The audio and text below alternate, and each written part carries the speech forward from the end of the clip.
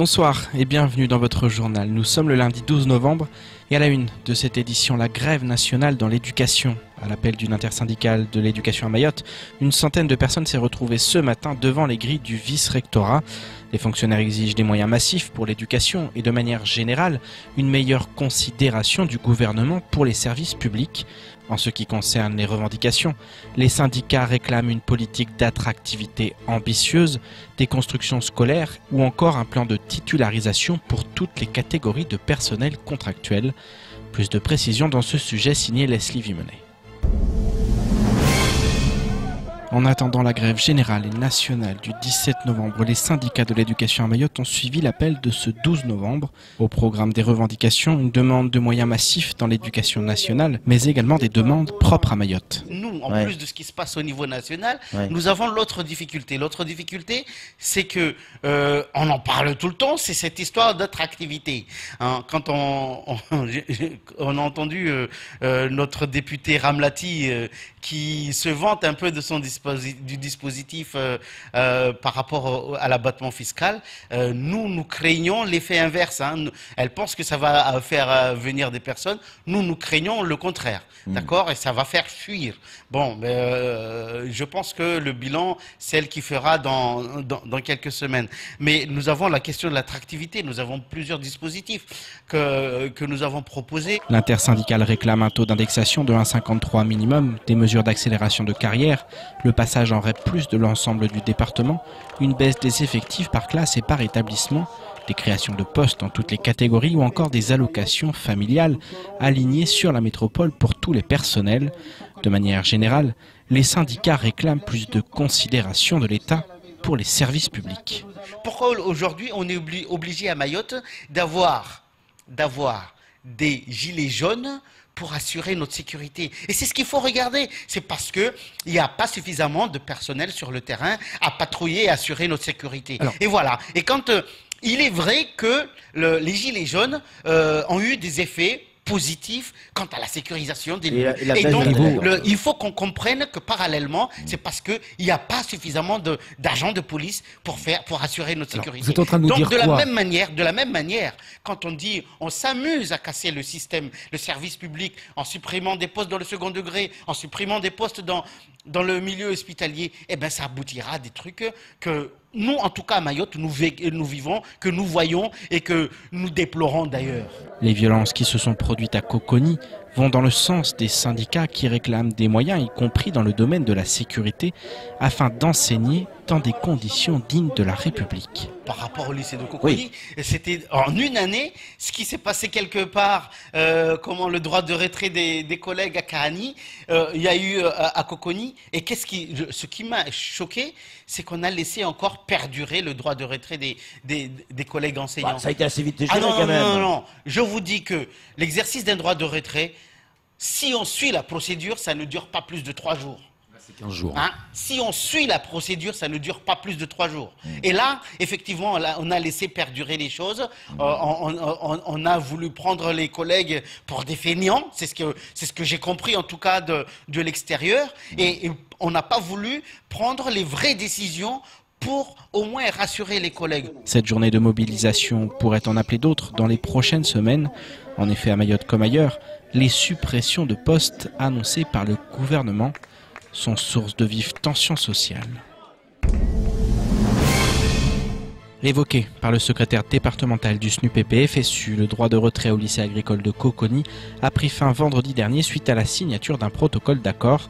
Si les cours ne reprendront que demain en raison du mouvement de grève du jour, selon les représentants des personnels, les services de l'État se sont engagés dans un véritable dialogue permettant d'obtenir un accord devant assurer la sécurisation de l'établissement.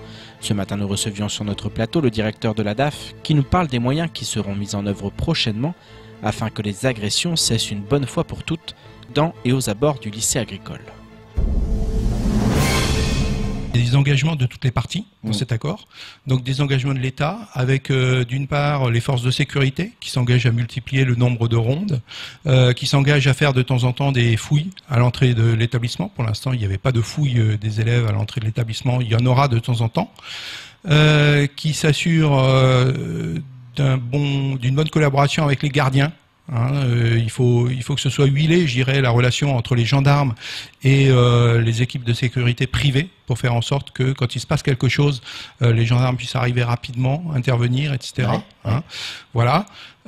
Ensuite, il y a des engagements de l'État. Alors il y a un engagement fort de l'État et du ministère de l'Agriculture qui est de dire l'État prend en charge, je dirais, tous les moyens qui sont nécessaires à la sécurisation de l'établissement. Alors tout se fera pas en un jour, mais alors, déjà un engagement à assurer, je dirais, la prise en charge des frais de gardiennage.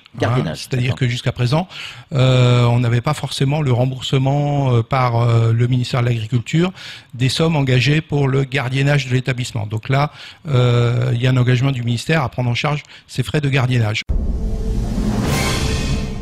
Tout autre sujet à présent. Le colloque autour des addictions et des dépendances a débuté vendredi à la MJC de Ngombani.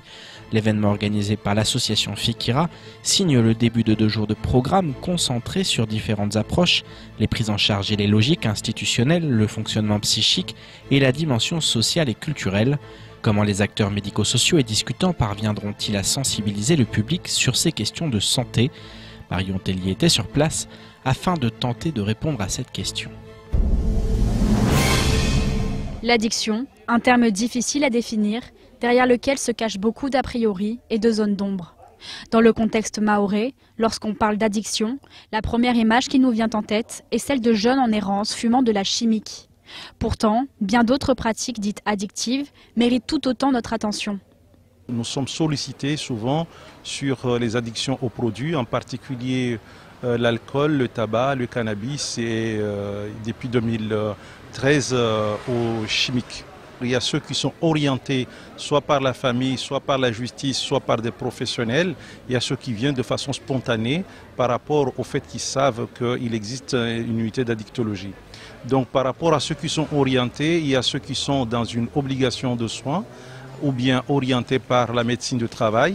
Donc où il n'y a pas une motivation, notre travail consiste donc d'abord à les motiver pour entrer dans une démarche de soins. En France, 20% de la mortalité est liée aux addictions. Des comportements addictifs en hausse chaque année chez les jeunes, sur lesquels s'est penchée l'association Fikira de Mayotte et d'ailleurs. Elle organise cette année un colloque pour favoriser le dialogue et la réflexion des acteurs concernés. C'est un sujet qui est quand même prégnant dans la société mahoraise. On pense notamment depuis les années 2010 à l'apparition de la chimique, toutes les substances un peu addictives, l'alcool, le tabac, aux jeux vidéo, les réseaux. Donc voilà, on a voulu cette année marquer un peu plus aussi le coup en faisant des actions un peu comme ça de sensibilisation, grand public, et qui puissent aussi mettre en réseau et rassembler les professionnels médico-sociaux pour traiter de cette question. Au programme, ateliers, interventions de professionnels, universitaires, politiques et échanges avec le public. Le colloque s'achèvera demain soir, mais la lutte contre la dépendance et l'addiction, quant à elle, continue. Une brigade de prévention de la délinquance juvénile, formée notamment aux questions d'addictologie, a été créée cet été. 4 à 5 agents circulent désormais dans les établissements du territoire. Un effort sur l'aspect curatif est également d'actualité. Le développement de structures de prise en charge devrait bientôt être effectif. On poursuit cette édition avec la Fête de la Science qui a débuté ce jour à Mayotte. Cette année, l'événement prend corps sur l'ensemble du territoire. Il s'agit de la 27e édition en France. Elle est placée sous la thématique des idées reçues et des femmes dans les sciences. Elle a pour vocation de développer l'esprit critique et de promouvoir la démarche scientifique pour mieux distinguer le savoir de l'opinion afin d'appréhender le monde d'aujourd'hui et d'imaginer celui de demain. Plus d'informations dans ce sujet signé Abbas Alidi, Amina Ariti et Daniel Deragakura. Pour cette 27e édition, la Fête de la Science s'attaque aux idées reçues tout en mettant les femmes à l'honneur. À Mayotte, l'événement aura lieu du lundi 12 novembre au samedi 17 novembre. Et cette année, contrairement à celles qui ont précédé, c'est sur l'ensemble du territoire que la fête sera célébrée. En 2015-2016, la fête de la science a eu lieu surtout au collège de Chiconi.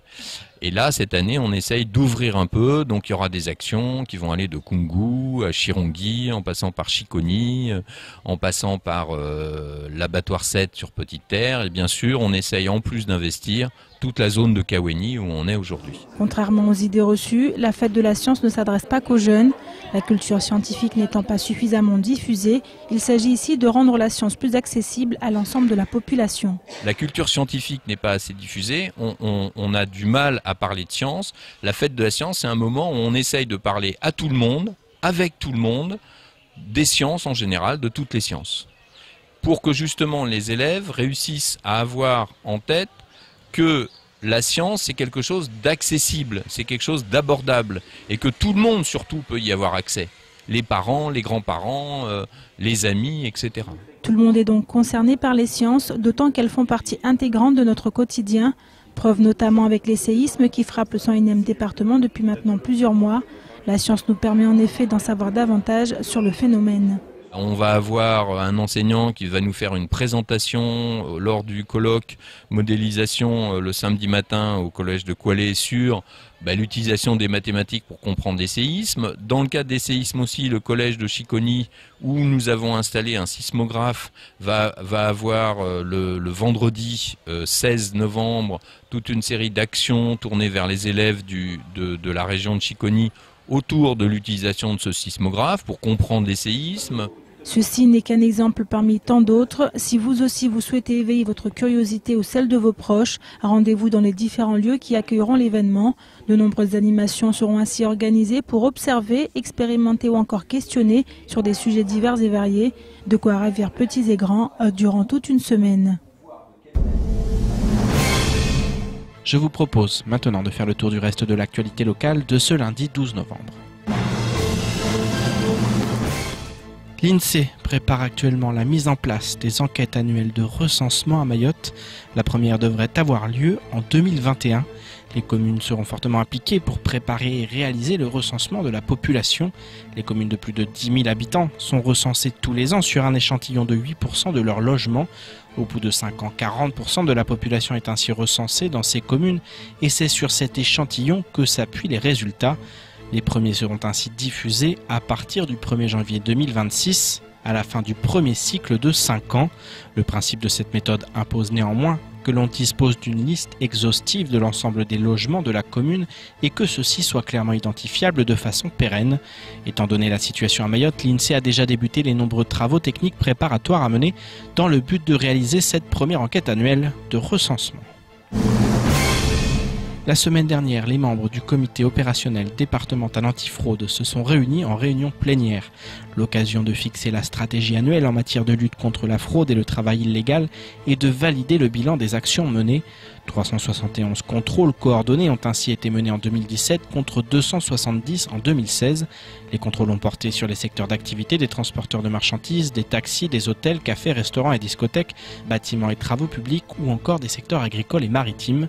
De son côté, la CSSM a procédé à des redressements et l'ensemble des procédures de travail illégales représente un montant provisoire de plus de 690 000 € contre 115 000 en 2017. À ce sujet, l'Office français de l'immigration et de l'intégration met en œuvre à Mayotte des contributions spéciales d'un montant de 300 000 € pour régulariser les employés. Pour conclure, le CODAF assure qu'en marge des poursuites pénales, des redressements et de la contribution spéciale, les amendes administratives seront systématiquement mises en œuvre contre les employeurs en infraction.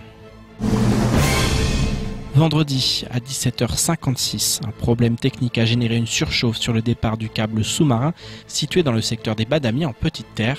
Cet incident a causé une coupure généralisée sur l'ensemble du territoire, indique EDM, qui a vécu un début de week-end mouvementé en raison de ce blackout qui a plongé l'île dans le noir pendant près de 3 heures.